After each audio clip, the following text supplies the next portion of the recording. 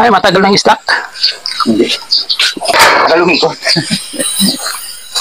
Nagalumi ko. Matagal lumikot. Pinandar matagal. Pero pagka tumagal, naikot naman. Testingin natin.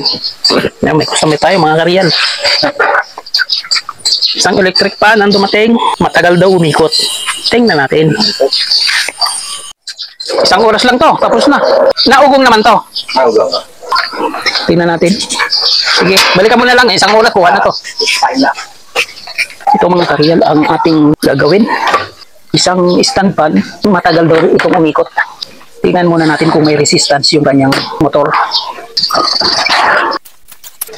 Katulad ng dati nating ginagawa. I-calibrate natin yan, naka-zero na yung ating meter pointer. Tapos ikabit natin itong dalawang test probe sa dalawang terminal ng AC plug ng electric fan. Tingnan natin kung normal ang resistance niya. Ihitin po natin sa number 1. Ayan, normal ang resistance. Nag-deflect. Number 2, okay siya. Number 3, ayan, may resistance na nasukat. Possible na good ang motor. Sunod natin gagawin ay checkin natin yung shafting bushing. Tanggalin yung screen. Tapos pihitin natin yung LC kung malambot siya. Tingnan natin kung may play. Medyo sikip, walang play. Paikutin natin ng kamay kung freewheeling. Yan, medyo masikip mo. Yan o. Yan, nahinto agad. Dapat yan, diretso ang ikot. Freewheeling dapat. May problema sa shafting at bushing. Tanggalin na natin itong LC.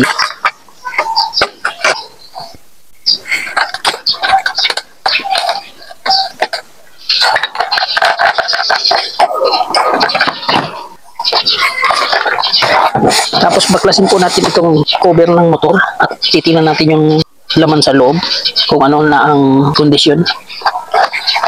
At habang binabaklas ko po ito ay maraming salamat po ulit sa aking mga taga-subaybay, subscribers, sa mga nag-like and comment sa nakaraang latest video ko na sina Sir Malvin Makapulay ng Talavera, Nueva Ecija, King Sipin or Tata King ng Dolmar Subdivision, North Caloocan City, Edgardo J.R. Dato ng Bataan, Jeffrey De La Cruz, Gani Pitilla ng Pangasinan, Alex Paroni ng Camarines Sur, Ray Abdurasid ng Hulusulu, Bencio Bergonyo ng Cabanatuan, Eli Bilotindos ng San Pedro Laguna, Jun Francisco, Hiner Marrero ng Antipolo, Johnny Gabat, CK Trading, Henry Espiritu, Abel Lakbaw, Lorenzo Adventula Jr., Carlito Senyor Negro ng Cainta Rizal, si Dario R. at Danilo Montehermoso, at sa lahat din po ng mga silent viewers ko dyan. Kahit hindi po kayo nagko-comment, maraming salamat din po sa inyong lahat. Okay, ayan mga kareal, oh. Sobrang dumi ng motor. Hindi na makita yung windings sa sobrang kapal ng alikabok. Pagka ganyan, posibleng mag-overheat po ang motor niyan.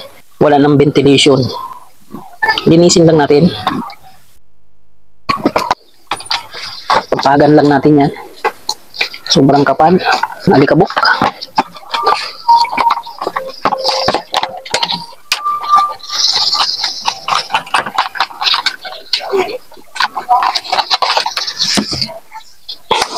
Tanggalin ang swing arm para magandang linisin.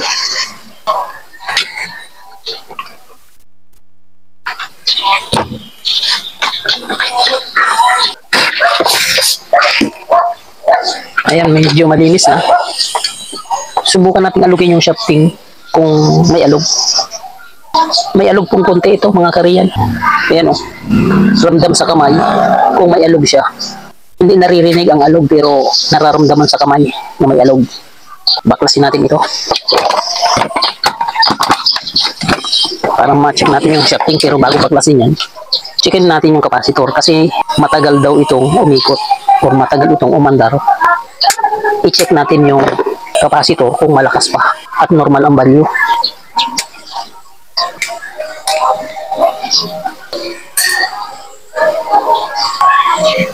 Sundan nyo lang po yung mga prosesong ginagawa ko sa pag-troubleshoot para ma-confirm kung ano yung mga nagiging problema ng electric at bakit hindi gumagana. Checkin natin yung capacitor. Dapat 1.5 po ang masukat natin dito. Ayan, 0.76. Mahina nang umikot ang LEC niyan pag ganyan na ang value ng capacitance. Dapat ay 1.5. Confirm na mababa na ang value ng capacitor. Palitin na po ang capacitor nito. Okay?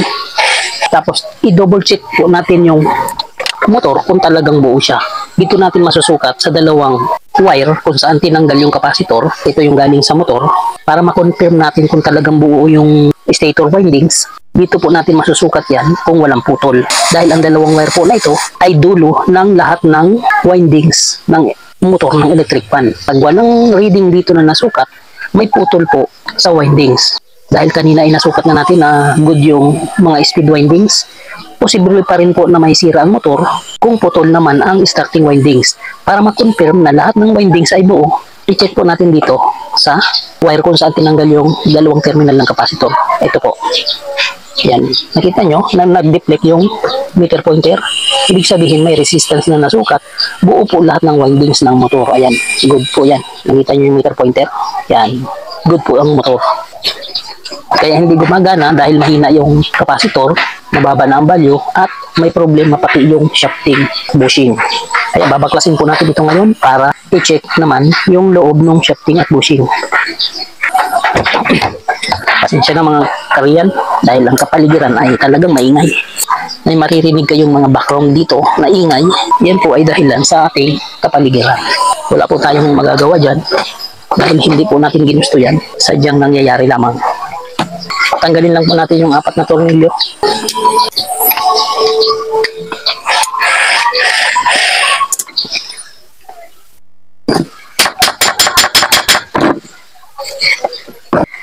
Matigas yung isang tornilyo. Ganito lang po ang ginagawa ko dyan. Sinsilin lang natin yung flat screwdriver.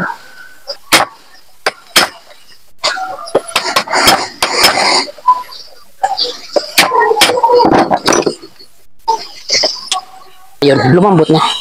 Pwede na nating pihitin ng screwdriver.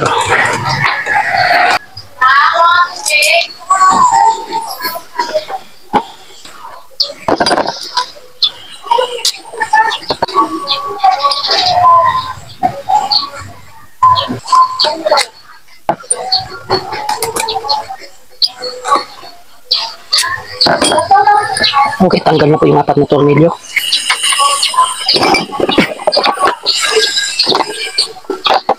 Tuklapin lang po natin ng ganito gamit ang flat screwdriver. Ayan o, medyo matigas kasi nga sumasabit yung shafting. Yan. Ipatong lang itong motor dito sa basahan para hindi magasgasan. Doon sa mga nagko-comment po dyan na ang basahan ko daw ay madumi, pasensya na sir, kaya nga ito basahan ay madumi. Wala pong basahan na malinis. Kung napapansin nyo po yung mga basahan na ginagamit ko, talagang madumi po yan, puro grasa po yan at saka langis. Kaya pagpasensyahin nyo na, talagang ganun. Dahil yan po yung lagi natin ginagamit. Ang mahalaga ay yung mga bagay na kapaki-pakinabang. Kahit basahan lang yan, napapakinabangan yan. Huwag nyo napansinin yung dumi. Ganun po talaga, madumi po talaga to. Kaya shout out doon sa nag-comment na bakit daw ang basahan ko ay madumi.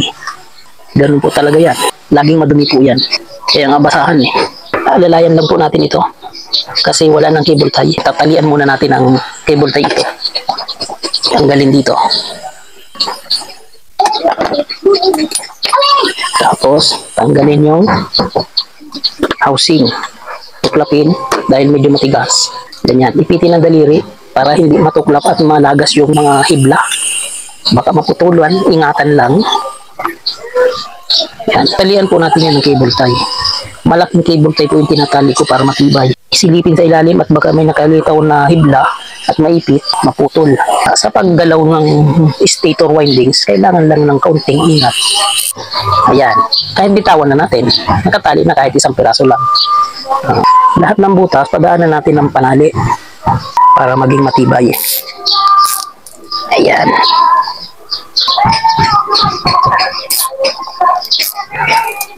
Yan. Dalawang cable tie lang yung natanggal pero ang pinalit natin 4. Hindi po tayo dapat manghinayang sa panali. Ang mahalaga ay matibay yung ating trabaho. Yan.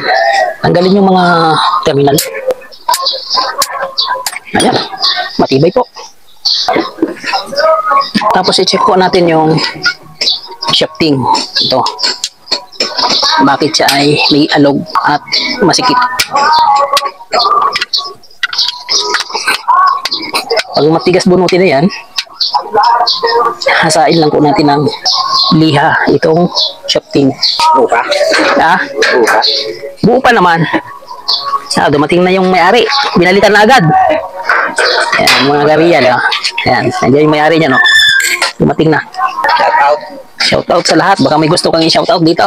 Sa Palmers. Shout out daw sa mga taga Palmerston ng Barangay Lambingan, Tansa, Cavite. Gawa nyo na rin nyo at may Hasain lang po natin dito para mabunot natin yung shafting. Para makita natin kung may gas-gas o wala. Ayan. Mas madali. Pagka ganito. Yan, kita nyo, kumintab na. Yan. O, bunot na kaagad.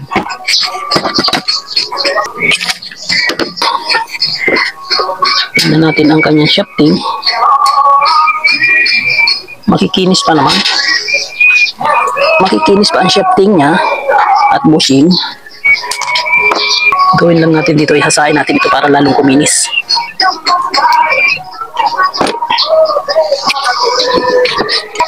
Tanggalin natin yung clip para mahasa natin ang ayos. Yan, tanggal na. Makinis pa to, hasain lang natin para lalong kuminis. Gamit yung mini drill.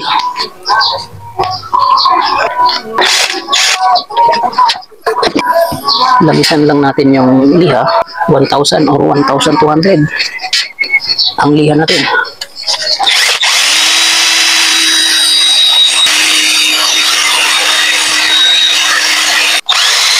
Ganyan, kabila naman.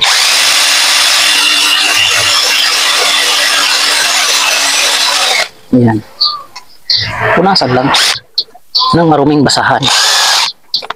Ang mahalaga na may basahan tayo. Marumi talaga ang basahan. Ito mga karyelo, lalo pag kuminis. Tapos, linisan natin yung housing. Kasi natuyuan ito mga karyel, kaya sumikip. Pag natutuyuan ang bushing, posibleng magsikip ang shafting at bushing, kaya nahihirapang umikot. Tapos mahina pa ang kapasitor, lalong hindi makakaikot. Pagpagal lang natin lahat ito. Puro alikabok.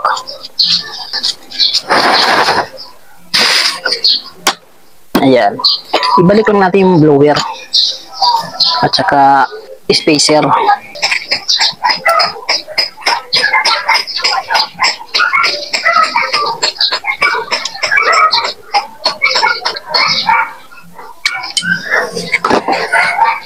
Ayan. Binalik na natin yung clip. Balik na natin yung mga spacer. Luma na yung kanyang plastic dun sa spacer, palitan natin bago. Ito mga karyel, pinalitan na natin ng bagong plastic kasi gas-gas na yung plastic doon.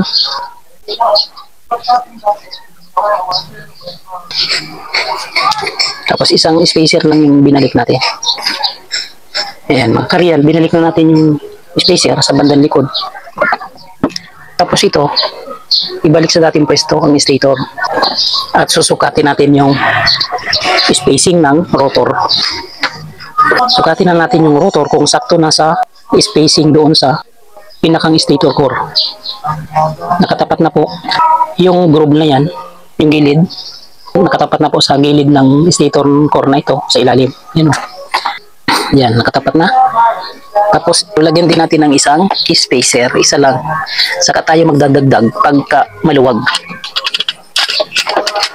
Yan. Medyo maluwag. Dagdag tayo ng spacer. Yan lang po ang pag-timing yan. Dagdag tayo ng isang spacer. Ayan. Sukat ulit. Pag maluwag pa rin, dagdag pa ulit ang isa. Ganun lang po ang pagsukat. Pagsiguraduhin lang natin yung nasa likod ay sakto na. Ayan, sakto na po mga karyan. Dalawang spacer lang yung nilagay natin. Ngayon, lagyan na natin ng langis bago i-fix.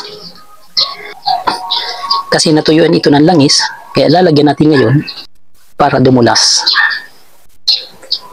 Ayan, saktong langis. Hindi sobra, hindi kulang. Kasi pag sobra, mangangamoy varnish. Pag kulang, madaling tumuyo. Yan, lagyan din natin yung bandang unahan na bushing. Okay na.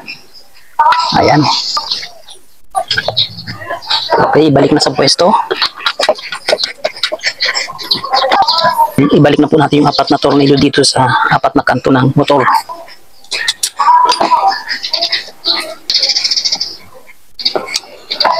Tapatan lang ang paglagay. Ito sa katapat sa kabila.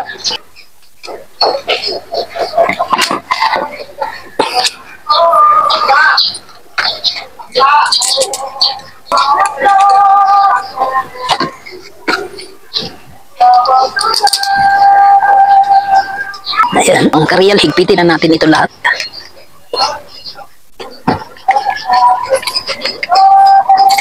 Okay. Tapos, ibalik lang itong tinanggal na tornilyo dito sa pinakang lock ng cable natin. Malutong na.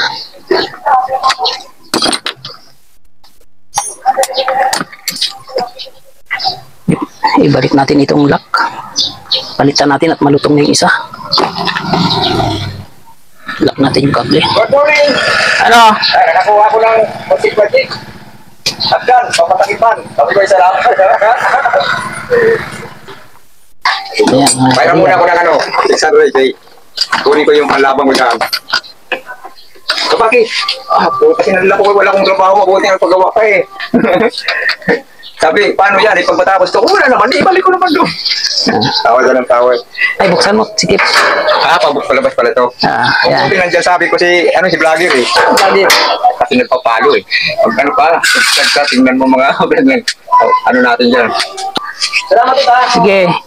Paulitin. Ayan, mga karyal. Sabi talaga niya, pizza 23, kundi 24. Sige. Sige, thank you ah. Ibalik na po natin itong swing arm. Pasensya na po kayo at mayroon tayong mga padating-dating na mga customer.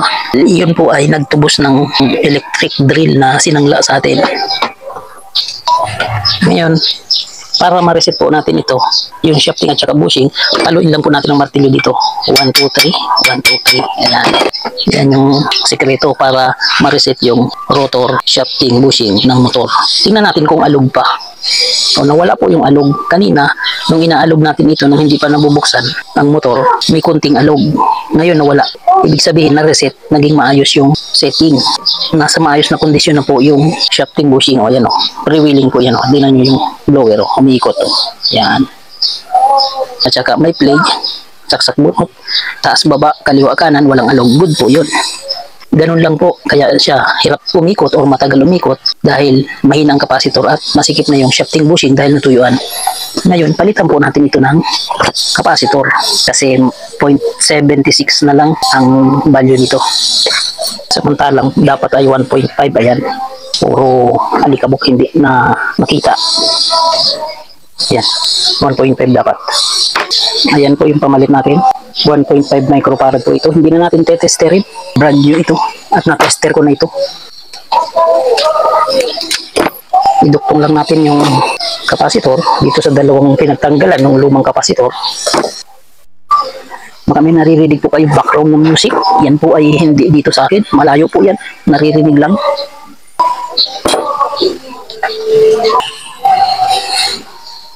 Balutan lang po natin yung duktungan.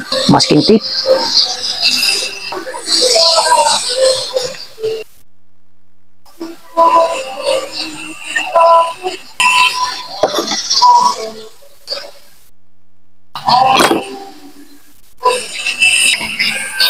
Balutan din itong isa.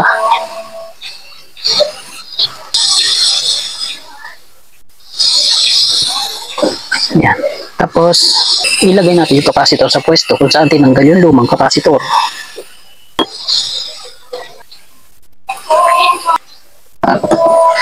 Ayan.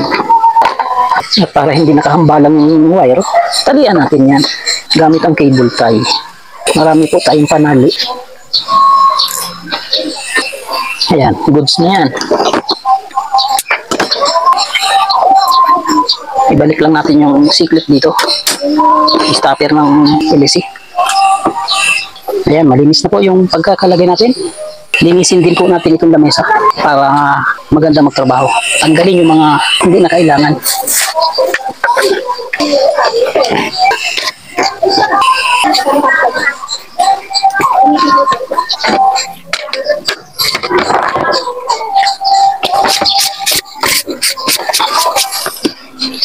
Ayan, nalinis na ang lamesa. I-double check natin yung resistance ng electric fan at baka naputulan natin ang hibla. Ito, tingnan natin kung may resistance. Ayan, naka number 1 na pala. Nakita nyo, nag-deflect na yung meter pointer. Ayan o, i-off natin. Ayan, lagyan natin sa number 1. Ayan, number 2, number 3. Ayan mga kariyal, may resistance na nasukat. Good ang stator windings. Nananatiling naka number 3. Ikabit yung isang test probe sa dalawang terminal ng AC plug, ganyan. Tapos isundot natin doon pag pumalo, shorted or grounded pag gumalo ang meter pointer. Ayan, kiskisin natin doon, wala. Good po yan. Para ma-confirm natin kung good na siya, ipapakita ko lang sa inyo na talagang good na ito. Lagyan natin ng LEC.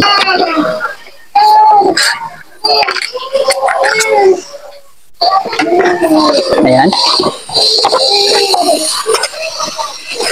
Ayan mga kariyal, may LEC na. Hawak ko lang yung electric fan. Naka-off yung ating switch. Ayan. Tapos isaksak natin sa outlet. Testingin natin ngayon yung electric fan. Ilagay natin sa number 1. Ito. Ayan. Umikot na mga kariyal. Kita nyo? Ang lakas ng hangin. Pumapagaspas.